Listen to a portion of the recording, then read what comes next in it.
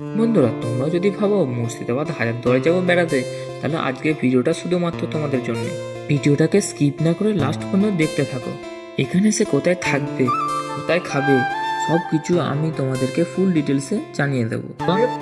ওই সাইডের লোকেশনে দেখো।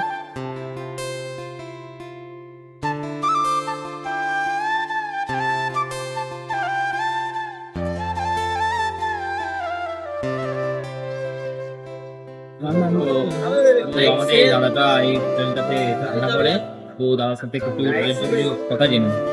তো এখানে লোকেশনটা একটু বলে দিন। এটা হচ্ছে হাজারদুয়ারি আপনার টাউন স্ট্যান্ড কেল্লানে আমাদের হোটেলটা আসসালাম মুসলিম হোটেল। আচ্ছা, তোমরা এলে খুবই ভালো হলো। তোমরা কোথায় দেখেছো? আমাদের বাড়ি হচ্ছে বর্ধমান।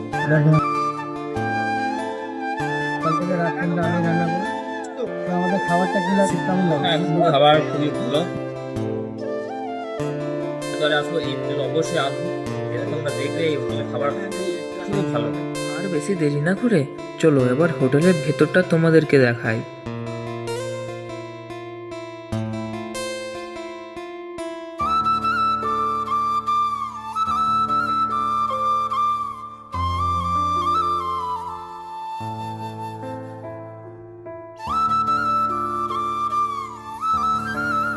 এখানের অ্যাড্রেসটা ফুল ডিটেলসে তোমাদের আমরা দিয়ে এখানকার ম্যানেজারের সাথে বলে দিই।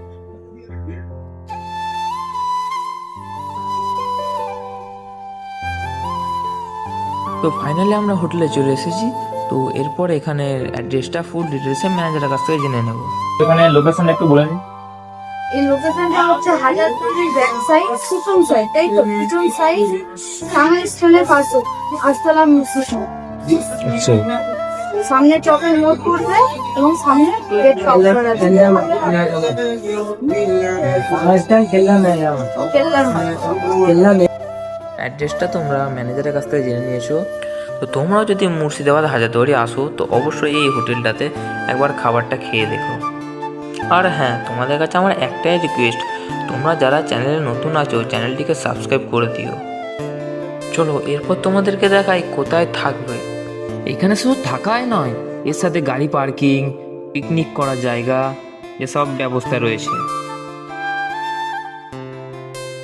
মানে এখানে রাতে থাকতে চাও তো এদিকে সব রুম ভাড়া আছে। এই রোড থেকে বাইরে ভালো আরো লঞ্চ আছে। ভাইরা আরো মানে যেরকম পার্সোনাল নেবে, তুমি যেরকম ইনভেস্ট লাগাবে সেরকম রুম পাবে।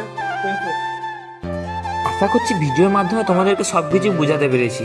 তো আর বেশি দেরি না করে স্ক্রিনে দেওয়া নাম্বারটিতে যোগাযোগ করো আর হাজারদুয়ারি ঘুরে যাও।